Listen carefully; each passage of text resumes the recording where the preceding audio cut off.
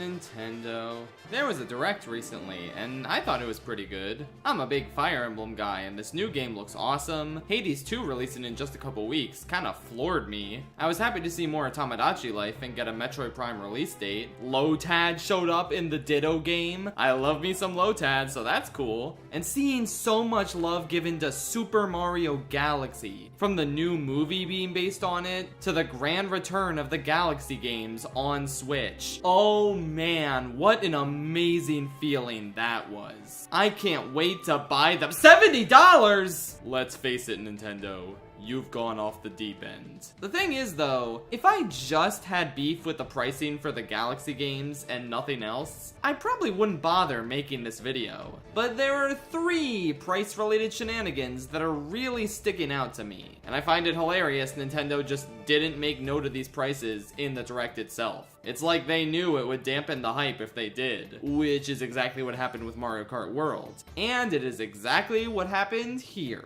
Let's talk about these 3 strikes that are really grinding my gears. First, the big one most people are talking about. Wanna play Mario Galaxy 1 and 2 on Switch? $40 each. Or if you want both of them, you can get the $70 bundle. Ooh, $10 off, what a bargain. This is kinda ridiculous to me. Super Mario Galaxy is an 18-year-old game, and Galaxy 2 is 15 years old. What are we doing here? Are these 2 of the best 3D platformers of all time? Yeah, obviously, but they're not even HD remakes, they're just slightly enhanced ports. It was only 2 years ago that we got Metroid Prime Remastered, which gave a huge graphical overhaul to the original GameCube game, and it also released for $40. That felt pretty justified given how significant of a graphical upgrade it was over the original. Here, sure, it's in 4K on the Switch too, and there are new Rosalina storybook chapters or whatever, but does that really justify charging $40 for these? Need I remind you that on the Wii U eShop, Galaxy 1 and 2 both cost $20 individually, but they changed the font this time, so you gotta pay extra! Obviously, Nintendo overcharging for ass-old games is nothing new, with the Wii U ports they brought to the Switch 1 being $60, even if the original game retailed for $50. And hey, I guess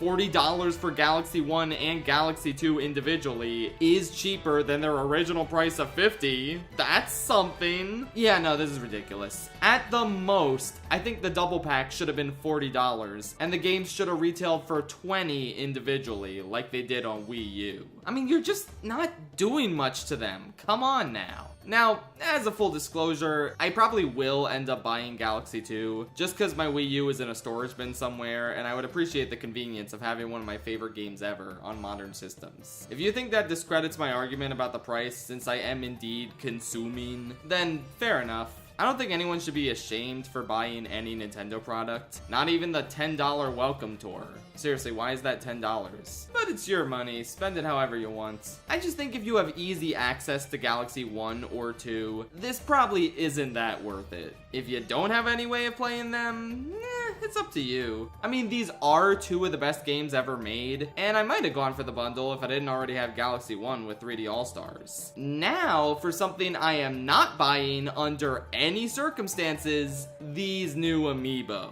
Oh my god. So these Galaxy ones look really enchanting. They're larger than the other ones, and also more dynamic. So I think it's fair to expect them to be a little pricier than a typical amiibo. Maybe $25? Oh wait, silly me. That's not even a high enough price for the Tears of the Kingdom Sage amiibo. Yunobo is $30, which means these Galaxy amiibo have to be even higher. Okay, so like $35? Try 40, idiot.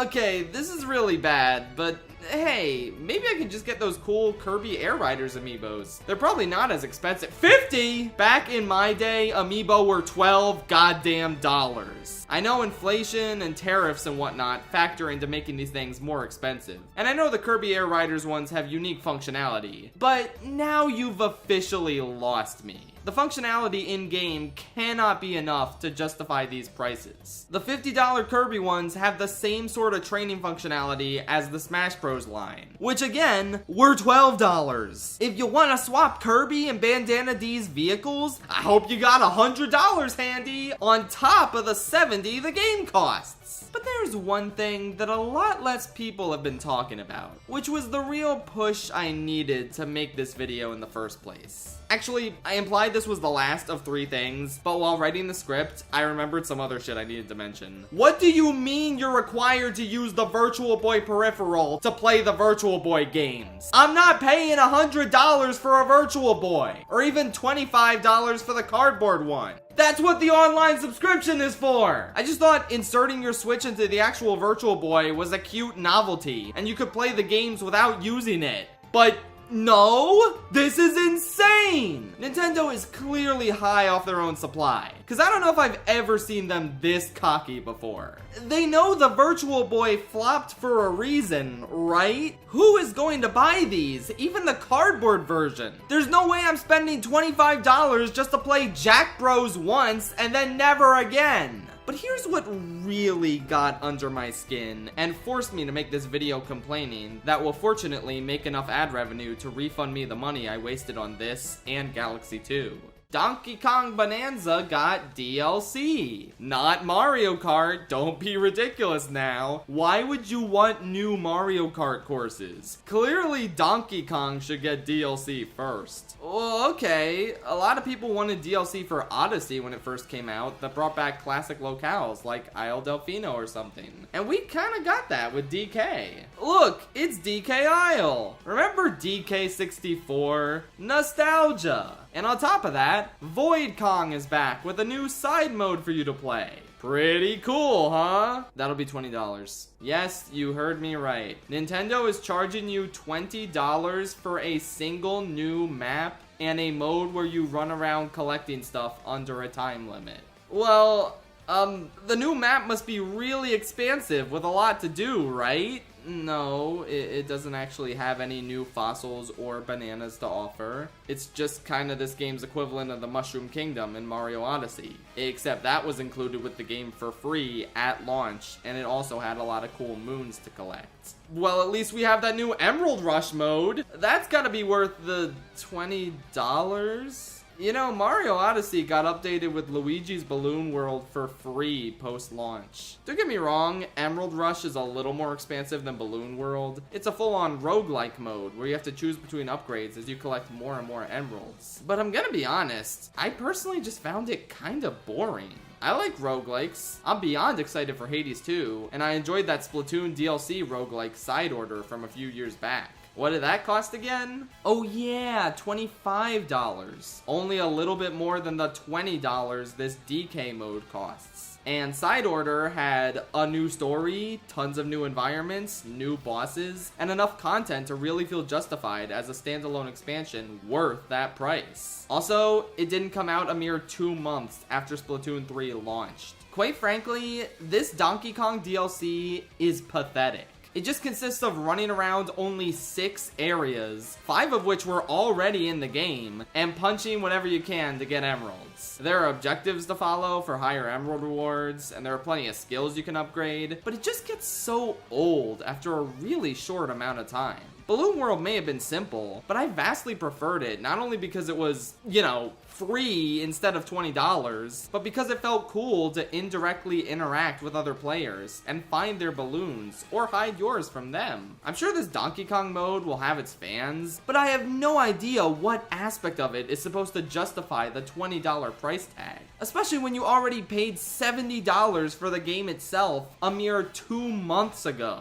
At the most, I think this was worth $10. But in actuality, this screams free update that they decided it was preferable to charge for. And this might be the first Nintendo product in a while where I genuinely feel like I was ripped off by buying it. That's not me saying they haven't made other rip-off products recently. I'm just saying it hasn't happened to me personally in a while until now. I mean, I got the Mario Kart bundle, so it only cost me $50 for the game. Otherwise, I'd be singing a slightly different tune here. Recently, there's been this new game all the kids have been talking about called Silk Song, the long-awaited, vastly expanded sequel to Hollow Knight that Team Cherry has been diligently working on for 7 years. And they charged $20 for it. That figure was already startlingly generous, but comparing it to what the big dog Nintendo considers worth $20 is just absolutely dumbfounding. Why would you buy a repetitive minigame and a new empty hub world for Donkey Kong when you can get one of the best Metroidvanias ever created? What would you rather spend $30 on? Hades 2? Or a figurine of Yanobo? Nintendo's greed has been a massive talking point for a while now, even before the whole Mario Kart debacle. But I think this is where we finally reached my personal breaking point. Nintendo is trying to rip you off, and you really don't have to put up with it when indie devs can give you incredible experiences for a fraction of the cost. I'm not telling you to boycott Nintendo or anything, but it's okay to be a little smarter with your purchases. Don't be like me and spend $20 on a mediocre minigame with an empty Donkey Kong-shaped island attached. I think there are plenty of worthwhile Nintendo experiences. Like, I'm at least pretty satisfied with the $70 I spent on the base game version of Bonanza. But if you see an add-on that doesn't look worth it to you, it probably isn't. The new Kirby levels in the Switch 2 Forgotten Land edition were cute, but I could have lived without them. My friend bought the Mario Party update pack accidentally, so we played the new content, said that was cute, and I don't think we're ever gonna touch it again now. And I just don't know if that Mario Wonder expansion is really worth my time if it's nothing but multiplayer stuff. Maybe I'll try it out. Maybe I'll be a sacrificial lamb and use my influencer powers to let you guys know if an upcoming Nintendo release is worth it. I don't know if I'll make another video on Nintendo prices though, unless things get really crazy down the line. Until then, maybe I'll share my thoughts on Twitter about whatever bullshit this stupid company I love to hate and hate to love is up to. At least the new Fire Emblem looks cool. Maybe I'll buy the base game and then just watch the DLC cutscenes online instead of buying that. We'll see what happens. Good night, DK Isles.